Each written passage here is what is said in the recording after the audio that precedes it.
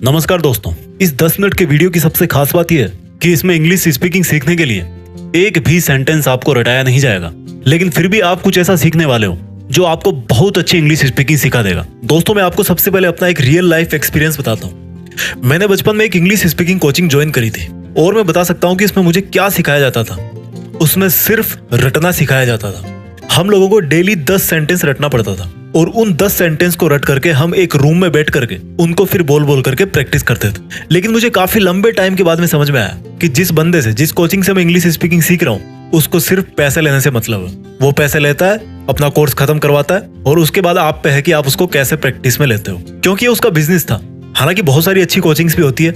मैंने काफी लंबे टाइम के बाद में ये समझा कि एक ऐसा तरीका है जिससे कोई भी बंदा घर पर बैठकर एकदम फ्री में बिना कोई 1 रुपया दिए इंग्लिश स्पीकिंग सीख सकता है, वो भी एकदम हाई लेवल की। दोस्तों, आपको लाइफ में कितनी बार ऐसा फील होता है कि यार मेरे पास नॉलेज अच्छा है, मेरी पढ़ाई में मार्क्स भी अच्छे आते हैं, मैं ठीक ठाक दिखता भी हूँ, लेकिन इस इंग्लिश की वजह से मैं आगे नहीं बढ़ पाता, या इंटरव्यू में पास नहीं हो पाता, या लोगों को इंप्रेस नहीं कर पाता। देखो, आपको जॉब चाहिए, आपको इंग्लिश में कन्वर्सेशन सीखना है, या आप लोगों को अपनी इंग्लिश स्पीकिंग से इंप्रेस करना चाहते हो, आपका इंग्लिश स्पीकिंग सीखने का जो भी रीजन है, उस रीजन की खातिर मैं आप लोगों से विनती करता हूं कि आप इस वीडियो की एक भी लाइन मिस मत करना, क्योंकि मैंने बहुत सोच समझ के इस वीडियो में एक एक लाइन बोली है और इसको बनाने में काफी ज्यादा टाइम भी लगाया, ताकि मैं आपको दुनिया भर की बातों की बजाय कोई ऐसा रामबाण तरीका बता दूं जिससे आप इंग्लिश स्पीकिंग के बादशाह बन जाओ। और गुड न्यूज है कि यस, इस वीडियो में इंग्लिश स्पीकिंग सीखने का रूट पॉइंट बताया गया है, यानी अंग्रेजी सीखने की जड़ है वो। उसको जाने बिना आप कभी भी अच्छी अंग्रेजी बोलना नहीं सीख सकते। तो देखो, जब आप पैदा हुए थे तब आप कोई सी भी लैंग्वेज नहीं जानते थे और तब आपका दिमाग भी आज के जितना काम नहीं करता था। लेकिन जैसे ही आप 3-4 साल के हुए, आपने अपने परिवार की तरह बोलना सीख लिया कि आपको क्या खाना है, कौन सा खिलौना चाहिए, क्या प्रॉब्लम है। और सबसे बड़ी ताजुब की बात तो यह है कि हम में से किसी ने भी पैदा होते ही ना तो कोई स्पीकिंग कोर्स किया था और ना ही कोई स्पीकिंग के लिए कोचिंग ज्वाइन करी थी, लेकिन फिर भी हम उस उम्र में अपने परिवार की लैंग्वेज बोलना सीख गए। अब आज की बात करते हैं। इसमें कोई डाउट नहीं है कि आज आप बचपन से ज्यादा इंटेलिजेंट हो। आज आपके पास इंग्लिश स्पीकिंग कोर्सेज की कोई कमी नहीं है। आप बचपन से हर क्लास में इंग्लिश पढ़ते आए हो। और सबसे मेन बात कि आज आप दिन में कितनी ही बार इंग्लिश में ही अपना मोबाइल चलाते हो। तो अब सोच समझ के ये बताओ मुझे कि बचपन में ऐसा क्या था आपके पास जो आज नहीं है, और जिसकी वजह से आज आपके पास कैपेबिलिटीज और फैसिलिटीज ज्यादा होते हुए भी 10-12 साल से क्लास में इंग्लिश पढ़ते हुए भी जहां पर इंग्लिश बोलने की बात आती है वहीं पर घबरा जाते हो। और जब किसी दूसरे बंदे को इंग्लिश बोलते हुए देखते हो तो मन ही मन सोचते हो कि यार क्या मस्त अंग्रेजी बोल लेता है वो तो, और वहीं से फिर आप खुद को छोटा समझना चालू कर देते हो और ऐसा ही होता है, आपका कॉन्फिडेंस डाउन हो जाता है। तो अब सीधा मेन बात करते हैं कि यार ऐसा क्या करें कि इंग्लिश बोल के तबाही मचा दें। तो इंग्लिश सीखने के लिए मैं आपको सबसे पहले उस टाइम में लेकर के जाऊंगा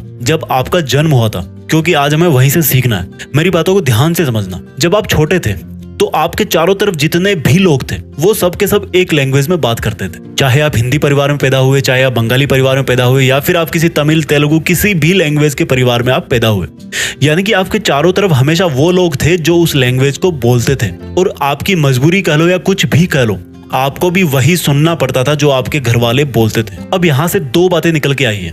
फर्स्ट इज लिसनिंग, यानी कि सुनो। एक बच्चा बचपन में पहले बातों को ध्यान से सुनता है, कई बार सुनता है, और वो कितनी बार सुनता है तब जाके वो उसको ठीक से एक बार बोलता है। आपने आज तक इंग्लिश ठीक से पढ़ी है लेकिन ठीक से सुनी नहीं है।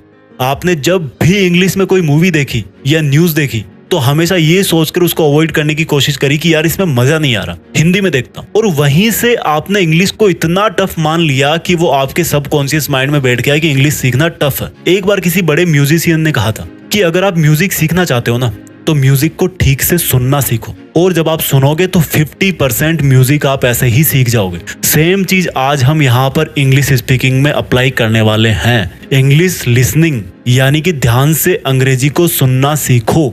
ये बहुत आसान है और बहुत ही इफेक्टिव है, क्योंकि इंग्लिश स्पीकिंग हम लिसनिंग और स्पीकिंग से ही सीख सकते हैं। राइटिंग और रीडिंग तो हम कितने ही सालों से करते आ रहे हैं, उससे नहीं सीखने वाले। सबको पता है कि गो का मतलब जाना होता है, इसकी सेकंड फॉर्म वेंट होती है और थर्ड फॉर्म गॉन होती है, लेकिन मेरे भाई उनको यूज कहाँ करना है, कैसे करना है, ये आप सुनकर और बोलकर ही जान पाओगे। अब बात आती है कि चलो समझ गए, सुनना है, लेकिन क्या सुने। देखो, अगर आपको इंग्लिश मूवी देख रहे हो तो उसको इंग्लिश में ही देखो, उसकी दूसरी लैंग्वेज में डबिंग मत देखो।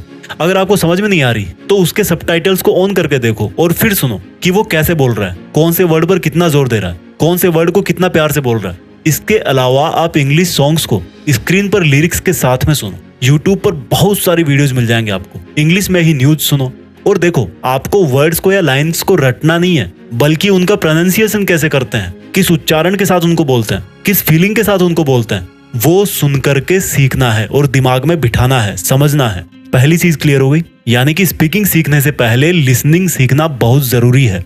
अब दूसरी चीज के लिए वापस चलते हैं आपके बचपन में। जब आपको कोई बोलता था कि बेटा देखो ये शेर है, अब ये बकरी को खा जाएगा, तो आप अपने दिमाग में सोचते थे कि अच्छा ये शेर है, ये बकरी को अब खा जाएगा। तो देखो, आपने उसी लैंग्वेज में सोचा और समझा। कभी ऐसा हुआ कि आपने बचपन में हिंदी में सुना, तमिल में सोचा और फिर फारसी में बोलने की कोशिश करी हो? नहीं होता ना। जिसमें आप सुनते हो उसी में सोचते हो और जिसमें सोचते हो उसी में बोलते हो। पर इंग्लिश सीखने में हम गलती क्या करते हैं कि जो लाइन हम सुनते हैं उसको हम अपने माइंड में हिंदी में ट्रांसलेट करते हैं और फिर समझते हैं, और जब बोलने की जरूरत पड़ती है तब भी सेम हम पहले हिंदी में सोचते हैं, उसमें ग्रामर, थर्ड फॉर्म, प्रीपोजिशन लगाते हैं और तब फिर उसको बोलने की कोशिश करते हैं। अगर आपने सही बोल भी दिया तो वो वाली फील नहीं आएगी, ऐसा लगेगा कि यार रटा हुआ है, या हो सकता है टाइम भी आपको बहुत लग जाए। यानी कि दूसरा जो पॉइंट है वो ये है कि थिंक इन इंग्लिश, अंग्रेजी में ही सोचो। जिस तरह से आप अभी मेरी आवाज सुन करके हिंदी में ही समझ रहे हो, उसी तरह से इंग्लिश को भी सुन करके इंग्लिश में ही समझना है। धीरे धीरे प्रैक्टिस करो, हो जाएगी। तो अभी तक आपने दो चीज सीख ली, यानी कि पहली है लिसनिंग, अंग्रेजी में सुनो, दूसरी है थिंक इन इंग्लिश, इंग्लिश में ही सोचो।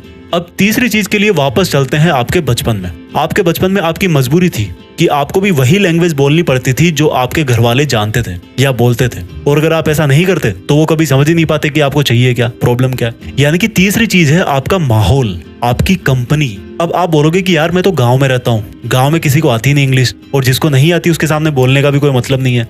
तो आप क्या करो, आपके पास मोबाइल है, उसका वॉइस रिकॉर्डर निकालो और जो भी आप सोच रहे हो उसको बोलने की कोशिश करो और रिकॉर्ड करते जाओ। अपने मोबाइल का फ्रंट कैमरा ऑन करो और जो भी आपके मन में आए, जो भी आप सोच रहे हो, जैसा भी आप फील कर रहे हो, आपको जितनी भी टूटी फूटी इंग्लिश आती है उसमें बोलने की कोशिश करो, रिकॉर्ड करते जाओ। और आप हर एक हफ्ते बाद में ये चेक करो कि पिछले हफ्ते में कैसा बोल रहा था और आज मैं कैसा बोल रहा हूँ। जब आपको पता लगेगा कि यार मेरी इंग्लिश स्पीकिंग में इंप्रूवमेंट हो रहा है, तब आपका बहुत कॉन्फिडेंस बढ़ेगा।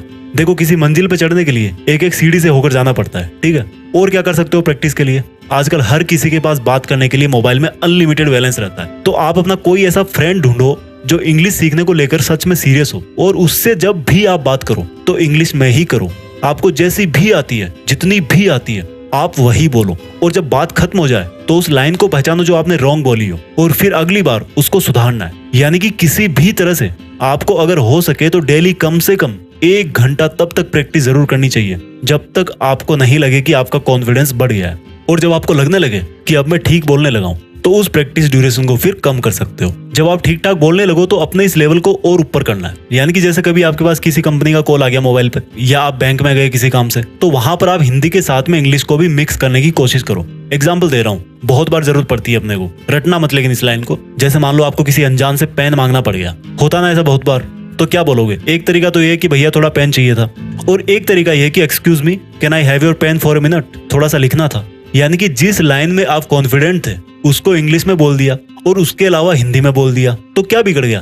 देखो, पूरा फन है इसमें। जितना आपको आता था उतना आपने बोल दिया, आपका कॉन्फिडेंस ऊपर हो गया। घबराना नहीं है ज्यादा। इस तरह से आप कहीं भी इंग्लिश स्पीकिंग का माहौल बना सकते हो। अब दोस्तों, बात करते हैं इस वीडियो के सबसे जरूरी पार्ट की, जो मुझे लगता है कि बताना बहुत जरूरी है, कि क्या अंग्रेजी सीखना वास्तव में जरूरी है। देखो दोस्तों, कोई भी लैंग्वेज का पर्पस सिर्फ और सिर्फ दूसरों की थॉट्स को समझने और खुद की थॉट्स को दूसरों को समझाने के लिए होता है।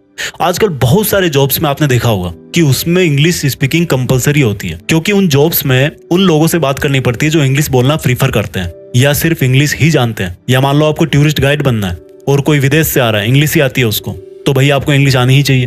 तो अगर आप जिस फील्ड में जाना चाहते हो उसमें इंग्लिश होना कंपलसरी है, या आपका बहुत मन करता है कि यार सब अंग्रेजी बोलते हैं तो मैं भी बोलूं, तो अच्छी बात है, सीखो, कोई दिक्कत नहीं है। लैंग्वेज है ये, लैंग्वेज सीखने में कोई दिक्कत नहीं है, कोई बुराई नहीं है। लेकिन अगर आपको लगता है कि जो भी काम मैं कर रहा हूँ उसमें इंग्लिश स्पीकिंग सीखना उतना जरूरी नहीं है, तो फिर आपको परेशान होने की जरूरत नहीं है। आप जो भी लैंग्वेज बोलते हो वो आपके लिए मोर देन सफिशिएंट है। अब आप मुझे ये बताओ, जीत फिक्स के इतने सारे वीडियोस देखे आपने, जहां तक मुझे याद है मैंने शायद ही किसी वीडियो में इंग्लिश में कोई पूरा सेंटेंस नहीं बोला होगा। बट इट डजंट मीन कि मुझे इंग्लिश नहीं आती, बट जरूरी नहीं है उसकी, क्योंकि जितने भी आप लोग इस चैनल से जुड़े हुए हो वो सब और खुद मैं भी हिंदी से बहुत प्यार करते हैं। लेकिन अगर फिर भी आपको कभी लगता है कि यार पता नहीं कब जरूरत पड़ जाए, थोड़ा सा लो कॉन्फिडेंस फील होता है जब कोई इंग्लिश बोलता है सामने तो, और आप सोचते हो कि यार थोड़ी सी अंग्रेजी तो सीख लेता हूँ, तो आप इन टिप्स को ध्यान में रखो।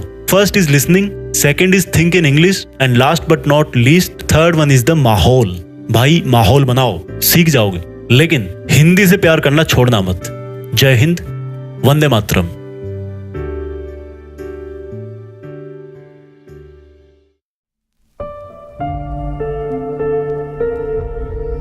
जीत फिक्स।